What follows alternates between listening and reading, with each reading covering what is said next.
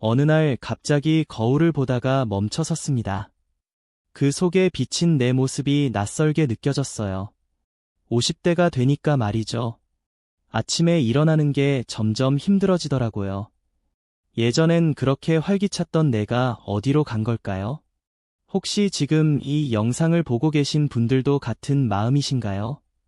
저는 올해로 54살이 되었습니다.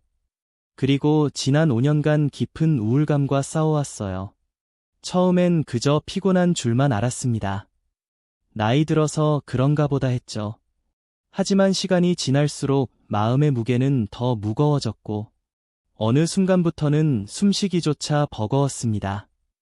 오늘 이야기를 나누는 이유는 단 하나입니다. 지금 이 순간에도 혼자서 힘들어하고 계실 우리 또래 분들께 작은 위로와 희망을 드리고 싶어서예요. 제가 겪었던 모든 과정, 그리고 결국 찾아낸 회복의 길을 솔직하게 나누려고 합니다. 구독, 좋아요 버튼 한 번만 눌러주세요. 같은 아픔을 겪고 있는 분들이 이 영상을 더 쉽게 찾을 수 있도록 도와주세요. 중년의 우울감이란 게 참 독특해요. 젊을 때의 우울과는 또 다르더라고요. 겉으로는 멀쩡해 보이는데 속은 텅 비어있는 느낌. 남들은 다 잘 사는 것 같은데 나만 뒤처진 것 같은 느낌. 이런 감정들이 매일매일 쌓여가면서 점점 더 깊은 늪으로 빠져들었습니다. 제가 처음 우울감을 느낀 건 49살 때였어요. 막내가 대학에 들어가고 집이 갑자기 텅 비어버린 느낌이었죠. 아이들 뒷바라지하느라 정신없이 살았는데 막상 손을 놓고 나니 뭘 해야 할지 모르겠더라고요. 남편과의 대화도 언제부턴가 끊겼고 친구들과도 점점 멀어졌습니다. 그때 제 일기장에 적었던 문장이 아직도 생생해요. 나는 도대체 누구인가? 엄마도 아니고 아내도 아닌 그냥 나는 누구인가? 이 질문 앞에서 저는 아무 답도 찾을 수 없었습니다. 심리학자 에릭 에릭슨은 중년기를 생산성 대 침체의 시기라고 했습니다. 이 시기에 우리는 자신의 삶을 돌아보며 의미를 찾으려 하는데 만약 그 의미를 찾지 못하면 깊은 침체에 빠진다고 해요. 저도 정확히 그런 상태였습니다. 한국의 중년 우울증 통계를 보면 정말 놀라워요. 50대 여성의 약 23%가 우울증을 경험한다고 합니다. 4명 중 1명이에요. 남성도 크게 다르지 않아요. 약 18%가 우울감을 호소한다고 하죠. 우리가 혼자가 아니라는 거예요. 댓글로 여러분의 이야기도 들려주세요. 어떤 순간에 가장 힘드신지, 무엇이 가장 그리우신지 나눠주세요. 우리가 서로의 이야기를 들어주는 것만으로도 큰 위로가 됩니다. 저는 처음엔 이 감정을 숨기려고만 했어요. 나이 들어서 약해진 모습을 보이기 싫었거든요. 아이들한테도, 남편한테도, 친구들한테도 늘 밝은 모습만 보이려고 애썼습니다. 하지만 그럴수록 더 외로웠어요. 가면을 쓰고 사는 것 같았죠. 어느 날 밤, 혼자 거실에 앉아 있는데 갑자기 눈물이 났어요. 이유도 없이 그냥 펑펑 울었습니다. 그때 깨달았어요. 아, 내가 정말 아프구나. 이건 나이 들어서 그런 게 아니라 정말로 마음이 아픈 거구나. 그 다음날 아침, 저는 처음으로 거울을 보며 나 자신에게 말했어요. 괜찮아. 아파도 돼. 우울해도 돼.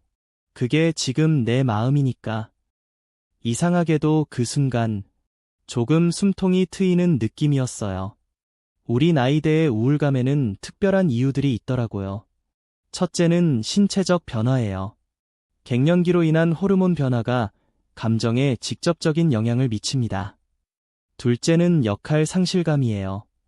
부모로서의 역할, 직장에서의 역할이 줄어들면서 정체성의 혼란을 겪게 됩니다. 셋째는 미래에 대한 불안감입니다. 남은 인생이 얼마나 될까? 건강은 괜찮을까? 노후 준비는 충분할까? 이런 걱정들이 끊임없이 마음을 짓누르죠. 넷째는 관계의 변화예요. 부모님을 떠나보내야 하는 시기이기도 하고, 친구들과의 관계도 달라집니다. 저도 이 모든 걸 겪었어요. 특히 어머니가 돌아가신 후에는 정말 힘들었습니다. 평생 의지했던 분이 없어지니까 갑자기 제가 이 세상에서 가장 나이 많은 세대가 된 것 같은 느낌이었어요. 그 무게감이 정말 컸습니다. 구독 버튼도 눌러주세요. 앞으로도 중년의 마음을 함께 나누는 영상들을 계속 만들어 갈게요. 하지만 여기서 중요한 건 이런 감정들이 모두 자연스러운 거라는 점이에요. 우리가 이상한 게 아니라 인생의 한 과정을 겪고 있는 거예요. 마치 사춘기 때 혼란스러웠던 것처럼 중년에도 그런 시기가 있는 거죠. 제가 회복의 첫걸음을 뗀 건 작은 일상의 변화부터였어요. 매일 아침 10분씩 산책을 시작했습니다. 처음엔 정말 힘들었어요. 밖에 나가는 것조차 부담스러웠거든요. 하지만 억지로라도 나갔습니다. 그리고 걸으면서 주변을 둘러봤어요. 나무도 보고, 하늘도 보고, 지나가는 사람들도 봤죠. 신기하게도 일주일쯤 지나니까 조금씩 달라지더라고요. 아침 공기가 상쾌하게 느껴지기 시작했고, 발걸음도 가벼워졌어요. 무엇보다 하루를 시작하는 마음가짐이 달라졌습니다. 심리학에서는 이를 행동 활성화라고 부릅니다. 우울할 때는 아무것도 하고 싶지 않지만, 오히려 작은 활동을 시작하면 기분이 나아진다는 거예요. 실제로 연구 결과를 보면 규칙적인 운동이 항우울제만큼 효과적이라고 해요. 두 번째로 시작한 건 일기 쓰기였습니다. 거창한 일기가 아니라 그날 느낀 감정을 솔직하게 적었어요. 오늘도 우울했다. 오늘은 조금 나았다. 오늘은 웃었다. 이렇게 짧게라도 매일 적었습니다. 일기를 쓰면서 깨달은 게 있어요. 제 감정이 매일 똑같지 않다는 거예요. 어떤 날은 정말 힘들지만 어떤 날은 괜찮더라고요. 이걸 알게 되니까 희망이 생겼습니다. 아, 이 우울감이 영원하지 않구나. 변할 수 있구나. 세 번째는 사람들과의 연결이었어요. 처음엔 정말 어려웠습니다. 오랜만에 친구에게 전화하는 것도 부담스러웠거든요. 하지만 용기를 내서 한 명씩 연락했어요. 요즘 좀 힘들어. 차 한잔 할래? 이렇게 말하는데 정말 많은 용기가 필요했습니다. 놀랍게도 친구들의 반응은 제 예상과 달랐어요. 다들 반갑게 만나자고 했고, 만나서 이야기를 나누다 보니 비슷한 감정을 겪고 있더라고요. 우리는 서로의 이야기를 들으며 울기도 하고, 웃기도 했습니다. 혼자가 아니라는 걸 알게 되니까 정말 큰 위로가 됐어요. 여러분도 혼자 계시지 마세요. 누군가에게 손을 내미는 것, 그것이 회복의 시작입니다. 네 번째로 중요했던 건 새로운 의미 찾기였어요. 저는 평생 아이들과 가족을 위해 살았는데, 이제는 나를 위한 무언가를 찾고 싶었습니다. 그래서 시작한 게 자원봉사였어요. 동네 도서관에서 아이들에게 책을 읽어주는 일이었죠. 처음엔 그저 시간을 보내려고 시작했는데, 아이들의 반짝이는 눈을 보니까 제 마음도 따뜻해지더라고요. 제가 누군가에게 필요한 사람이라는 걸 다시 느꼈습니다. 그 작은 의미가 제게는 정말 큰 힘이 되었어요. 다섯 번째는 몸 돌보기였습니다. 우울할 때는 자신을 돌보는 것조차 귀찮아지잖아요. 저도 그랬어요. 하지만 억지로라도 규칙적으로 먹고 잠을 충분히 자려고 노력했습니다. 특히 비타민 D를 꾸준히 먹었는데 실제로 도움이 되더라고요. 영양학적으로도 우울감과 영양 상태는 밀접한 관련이 있다고 해요. 오메가3, 비타민 B군, 마그네슘 등이 기분 조절에 도움이 된다고 합니다. 저는 전문가와 상담 후에 영양제도 챙겨 먹기 시작했어요. 여섯 번째는 전문가의 도움을 받는 거였어요. 사실 이게 가장 어려웠습니다. 정신과나 상담센터를 간다는 게 부끄럽게 느껴졌거든요. 하지만 결국 용기를 내서 상담을 받기 시작했고, 그게 정말 큰 전환점이 되었습니다. 상담사님은 제게 이렇게 말씀하셨어요. 우울증은 마음의 감기와 같아요. 감기 걸리면 병원 가는 것처럼 마음이 아플 때도 도움을 받는 게 당연한 거예요. 그 말이 정말 위로가 됐습니다. 상담을 통해 제가 깨달은 건 제 우울감의 뿌리가 완벽주의와 통제 욕구에 있다는 거였어요. 평생 모든 걸 완벽하게 하려고 했었고, 모든 상황을 통제하려고 했는데, 중년이 되면서 그게 불가능하다는 걸 받아들이기 힘들었던 거죠. 댓글로 여러분의 경험도 공유해주세요. 어떤 방법이 도움이 되셨는지, 무엇이 힘이 되었는지 알려주세요. 7번째로 중요했던 건 인지 재구성이었어요. 쉽게 말해서 생각의 패턴을 바꾸는 거예요. 예를 들어, 나는 쓸모없는 사람이야 라는 생각이 들 때, 나는 지금까지 충분히 잘해왔고, 지금도 가치 있는 사람이야 라고 바꿔 생각하는 거죠. 처음엔 이게 정말 어색했어요. 마치 나 자신을 속이는 것 같았거든요. 하지만 계속 연습하다 보니 조금씩 자연스러워졌고, 실제로 기분도 나아지더라고요. 우리의 감정은 생각에서 시작되니까요. 8번째는 감사 연습이었습니다. 매일 저녁 자기 전에 그날 감사했던 일 3가지를 떠올렸어요. 처음엔 정말 아무것도 떠오르지 않았습니다. 하지만 억지로라도 찾았어요. 오늘 날씨가 좋았다. 점심이 맛있었다. 고양이가 귀여웠다. 이런 작은 것들부터 시작했죠. 놀랍게도 이 연습을 계속하다 보니 일상에서 좋은 것들이 더 잘 보이기 시작했어요. 마치 안테나가 생긴 것처럼 감사할 일들을 자연스럽게 찾게 되더라고요. 이게 제 마음의 초점을 부정적인 것에서 긍정적인 것으로 옮겨주었습니다.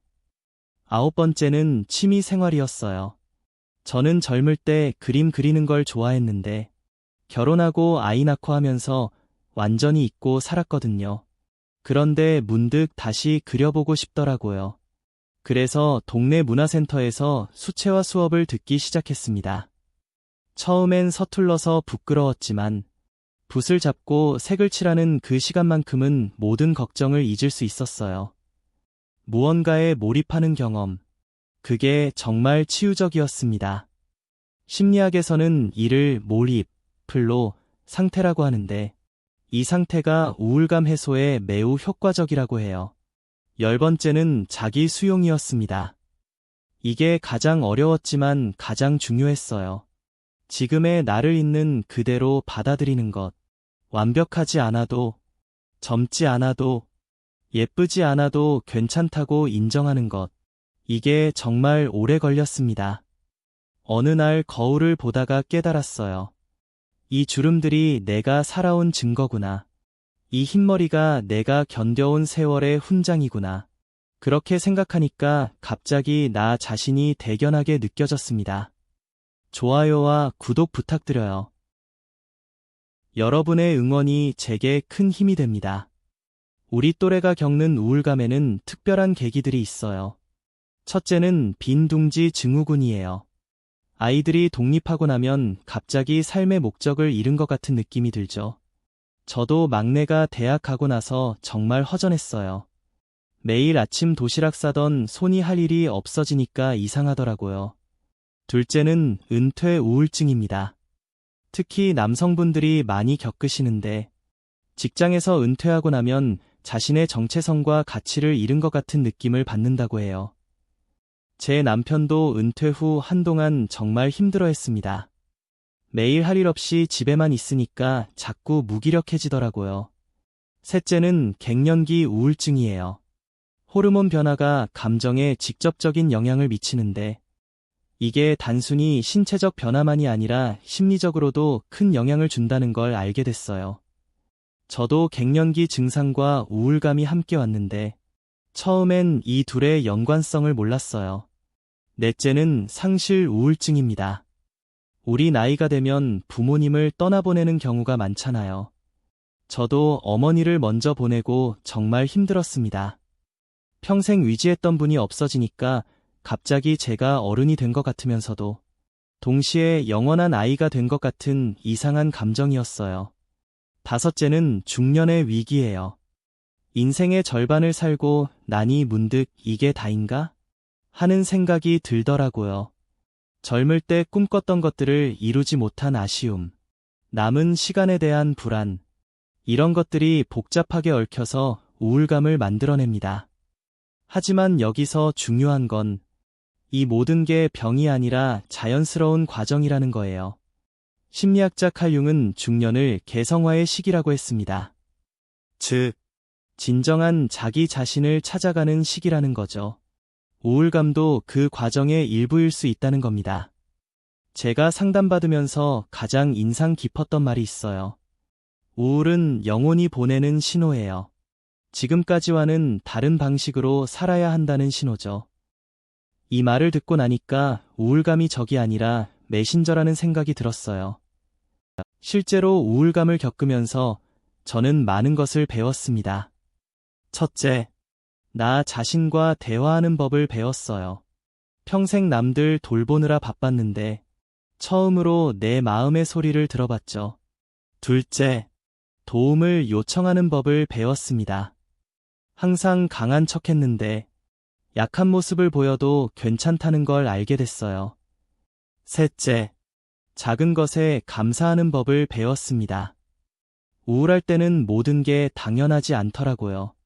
아침에 눈 뜨는 것도, 밥 먹는 것도, 숨 쉬는 것도 감사한 일이었어요. 넷째, 현재에 머무는 법을 배웠습니다. 과거를 후회하거나 미래를 걱정하는 대신 지금 이 순간에 집중하는 법을 알게 됐죠.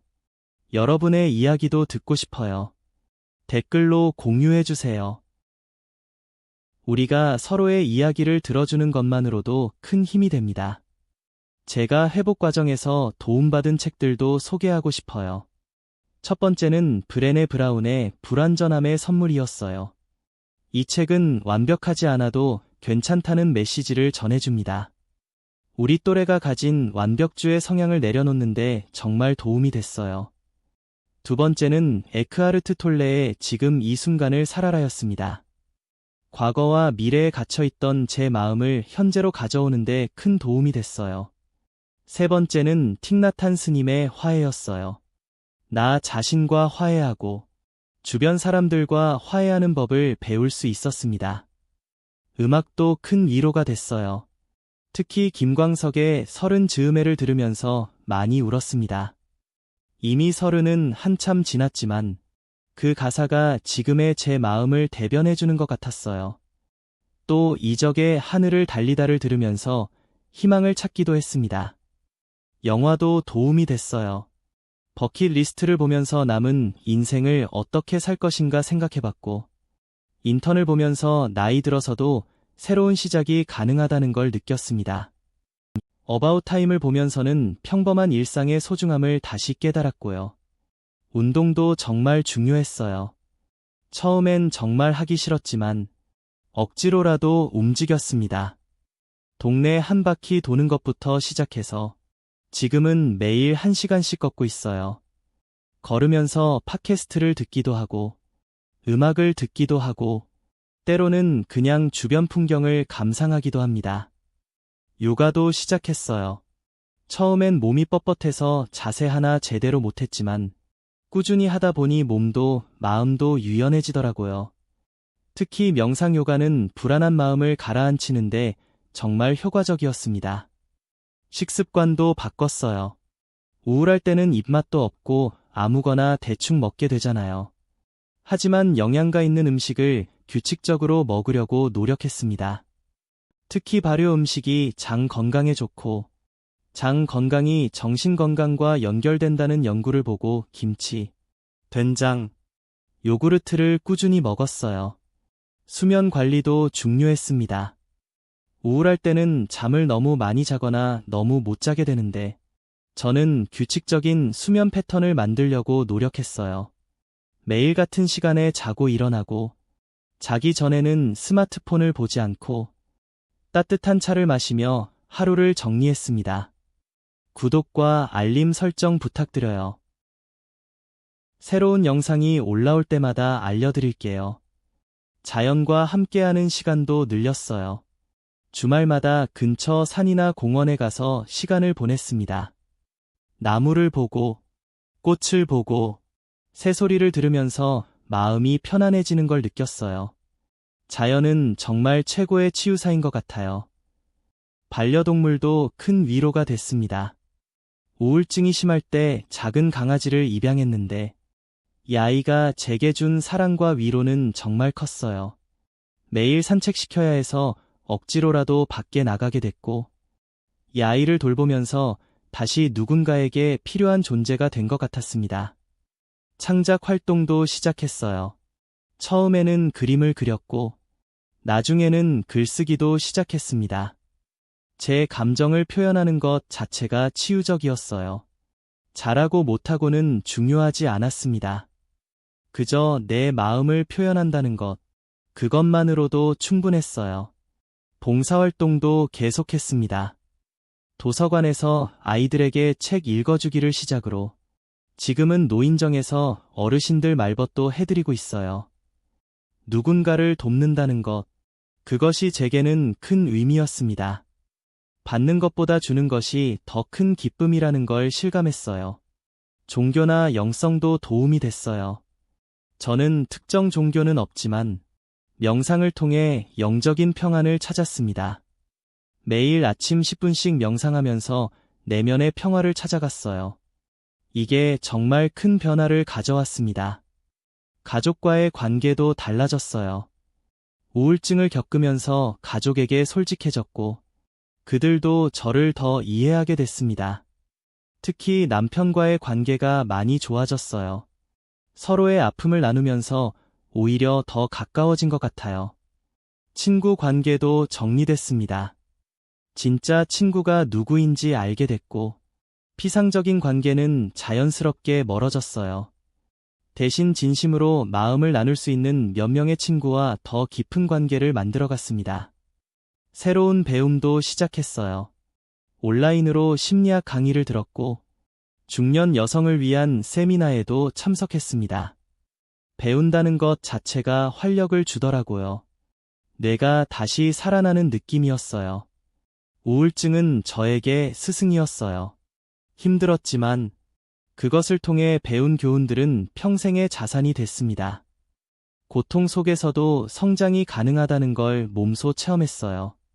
이제 저는 우울증 이전과는 다른 사람이 됐어요. 더 진실하고, 더 연민 있고, 더 지혜로운 사람이 됐습니다. 그리고 무엇보다 더 행복한 사람이 됐어요. 여러분께 전하고 싶은 메시지는 이거예요. 희망을 놓지 마세요. 지금은 터널 속에 있는 것 같아도 분명 출구가 있습니다. 저도 그 출구를 찾았고 여러분도 찾을 수 있어요. 그리고 기억하세요. 혼자가 아니에요.